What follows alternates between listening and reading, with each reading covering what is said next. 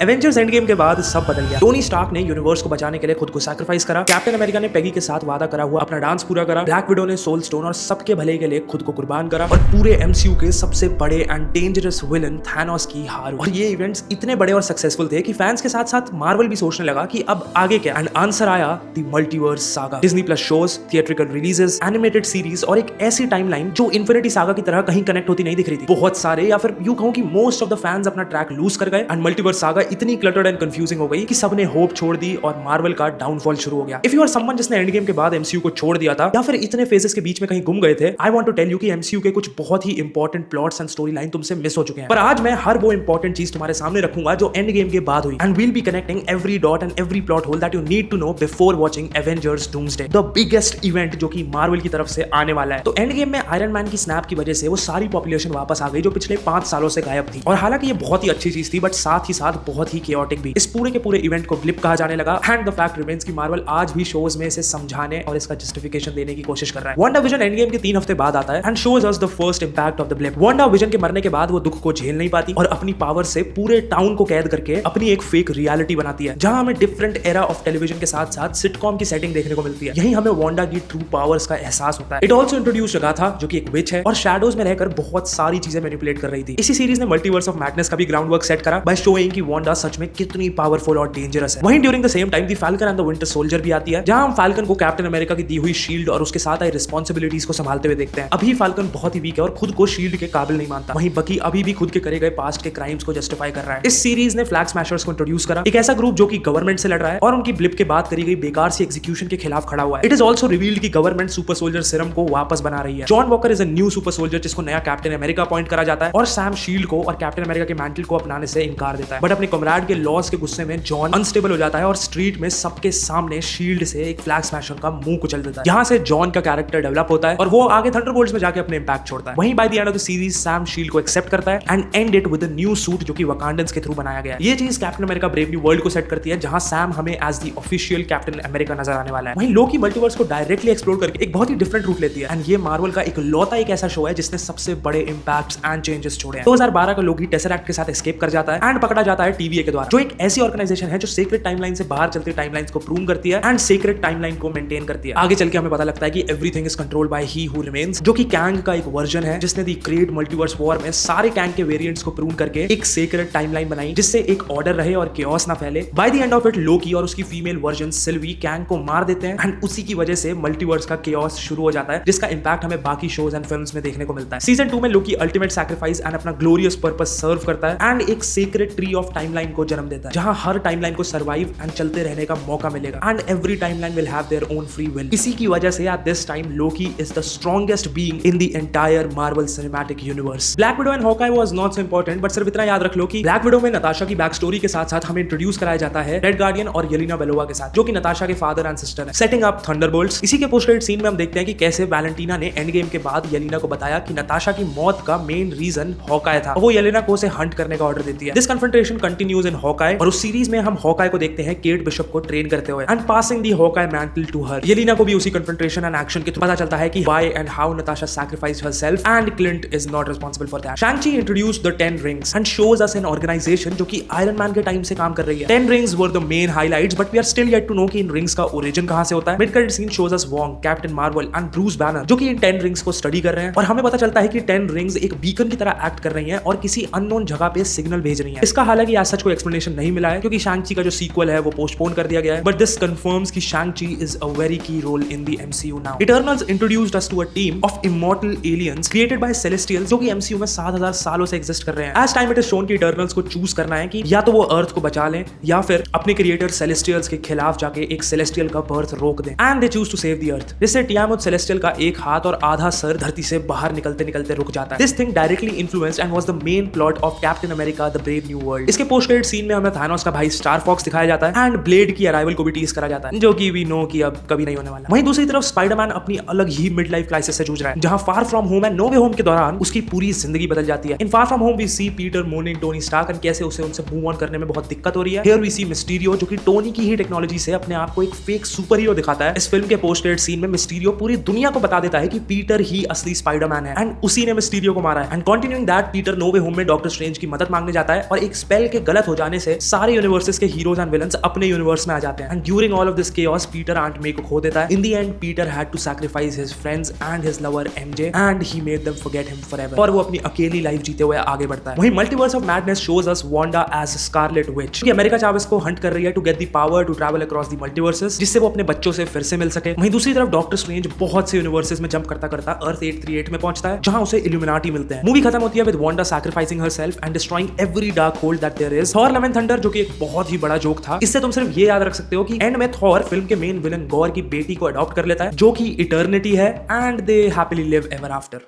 till doomsday of course. Black Panther Wakanda Forever shows the mourning of Wakandans after the loss of T'Challa, and उसी की वजह से हर एक nation is trying to take over Wakanda, क्योंकि उन्हें लगता है कि Wakanda अब बहुत वीक हो चुका है Black Panther के जाने के बाद। Here we get introduced to Namor, जो कि नहीं चाहता कि बाहर के लोग वाइब्रेनियम की हवस में उन्हें डिस्टर्ब करें। शूरी नई Black Panther बनती है एंड एंड में तालुकान्स एंड Wakandans एक अलायंस फॉर्म करते हैं to protect themselves and staying independent nations। वहीं Ant-Man Quantumania में हम कैंग के एक और वर्जन से मिलते हैं and we see Scott and family going into the multiverse and pocket dimension, जहां हैंक की बीवी और कैंग ट्रैप्ड हैं। Unfortunately and shockingly Ant-Man Kang को हरा देता है, but in post credit scene हमें काउंसिल ऑफ गैंग्स दिखाए जाते हैं with 3 main leaders, Immortus, Rama Tut and Scarlet Centurion. And ये बहुत ही क्लियरली सेट कर रहा था एवेंजर्स गैंग डायनेस्टी को, but then Jonathan Majors fucked up and because of this everything goes haywire. But by July 2024 something happened. The title changed from Avengers Kang Dynasty to Avengers Doomsday and Robert Downey Junior got introduced as the new Doctor Doom. इस चीज ने फिर से हर एक Marvel fan को जगा दिया and hence the video. Guardians of the Galaxy Volume 3 was not much connected. बस इतना जानना जरूरी है कि गमोरा ने Ravengers को ज्वाइन कर लिया है, मैंटिस अपने आप को एक्सप्लोर करने निकल चुकी है, ड्रैक्स एंड नेबुला बचाए हुए बच्चों को संभालने के लिए रुकते हैं एंड पीटर क्विल वापस अर्थ चले जाता है। दी मार्वल एक बहुत ही बुरा एंड वेस्ट प्रोजेक्ट है, but the only thing that matters is the post credit scene, जहां मोनिका रैम्बो एक ऑल्टरनेट यूनिवर्स में पहुंच चुकी है and there we see Hank McCoy Beast from the Fox X Men universe, जो कि multiverse and MCU and X Men को set करता है। सीक्रेट इन्वेजन से हमें पता लगता है कि स्क्रल्स ने अर्थ पे काइंड ऑफ एक इन्वेजन शुरू करी हुई है, जहां बहुत से हायर ऑफिशियल्स की जगह ब्लिप के बाद स्क्रल्स ने लिया। सीरीज के थ्रू एक बहुत ही बड़ा रिवील होता है कि रोडी को भी स्क्रल्स ने कैप्चर कर लिया था and during and after the events of Civil War जो रोडी हमें दिखा है वो इन रियलिटी एक स्क्रल था। एंड में स्क्रल्स को तो रोक दिया जाता है, बट नॉर्मल पब्लिक की नजरों में भी आ जाता है कि उनके बीच रह रहे बहुत से लोगों के बीच में स्क्रल्स भी हैं, जिसकी वजह से एक नए केओस की शुरुआत होती है। Agatha all along continued the story of Agatha and revealed कि बिली मैक्सिमॉफ, जो कि वांडा का बेटा है, वो री इनकारनेशन के थ्रू अब बिली कैप्लिन बन चुका है और वो अपने भाई को ढूंढ रहा है। सीरीज के एंड तक बिली विकेन बनता है, directly hinting towards the Young Avengers. Deadpool and Wolverine officially X Men universe को एमसीयू के अंदर लेकर आती है। बस यही हुआ था, बाकी सब तो डेडपूल वाली बकचोदी एंड फन था, और उसके लिए तुम फिल्म देख सकते हो। Captain America Brave New world एक पॉलिटिकल थ्रिलर के रूप में हमारे सामने आती है, जहां टियामुथ के एडमांटियन को लेकर पॉलिटिक्स एंड कॉन्स्पिरेसी थ्योरीज दिखाई जाती हैं। यहाँ प्रेसिडेंट रॉस रेड हल्क में ट्रांसफॉर्म होते हैं एंड पोस्ट क्रेडिट सीन में हम दी लीडर को सैम को वार्न करता हुआ देखते हैं कि बाहर से बहुत बड़े थ्रेट्स आने वाले हैं। अब देखो, उस टाइम पे फिल्म में ये बहुत ही एक रैंडम सी स्टेटमेंट थी, but now we all know कि this is directly hinting towards the Avengers Doomsday. Thunderbolts एक एंटी हीरो की टीम हमारे सामने रखती है, जिसमें कि Red Guardian, Yelena Belova, Bucky, US Agent and Ghost and Taskmaster थे, जो कि वैलेंटीना के लिए कहीं ना कहीं काम कर रहे थे and she tried to kill them all, but इन सबको ये चीज समझ आ गई। But they finally found Bob या फिर सेंट्री, जो कि पूरे मार्वल यूनिवर्स का सबसे पावरफुल हीरो है। फिल्म के एंड तक वैलेंटीना अपने आप को बचाने के लिए इनको न्यू एवेंजर्स बना देती है एंड पोस्ट क्रेडिट सीन में हम फैंटास्टिक फोर की शिप को देखते हैं, जो कि अर्थ के सरफेस में एंटर कर रही है। This scene was shot by Russo brothers themselves and this will directly connect to Doomsday. इसके बाद फैंटास्टिक फोर में हमें एक अलग यूनिवर्स की अलग फैमिली की कहानी दिखती है, जो कि ज्यादा मैटर नहीं करती। What matters is the post credit scene, जहां पे हम डूम को साफ साफ देख सकते हैं, जो कि रीड के बेटे के सामने बैठा हुआ है। Now we are not sure कि वो उसे किडनैप करने आया या फिर क्या करने आया, बट एक चीज जो हम बोल सकते हैं कि Doom is finally here. This was it, everything. ये सारे के सारे projects were building towards December 2026, जब डूम अर्थ पे आएगा, जहां Avengers, Fantastic Four and X Men उसे रोकने की कोशिश करेंगे, और कोशिश ही कर पाएंगे आई गेस। जहां अभी तक हमें लग रहा था कि Marvel was directionless, but we can definitely say the otherwise now. वो धीरे धीरे करके अपने सीड्स बीच में डाल रहे थे to show the biggest crossover in MCU history till now. और सबसे शॉकिंग एंड डरावनी चीज यही है कि ये सारी की सारी चीजें तभी स्टार्ट हुई जब टोनी स्टार्क ने स्नैप करा और कैप्टन अमेरिका टाइम में पीछे जाकर ही बस गया। Infinity war was mostly about rebirth and protection, पर वहीं इस बार Doomsday will be about destructions and collisions of worlds, universes. So yeah, कुर्सी की पेटी बांध लो, क्योंकि डूम आने वाला है। थोड़ा क्रिंज हो गया आखिरी लाइन, थोड़ा चल छोड़, अब क्या कर।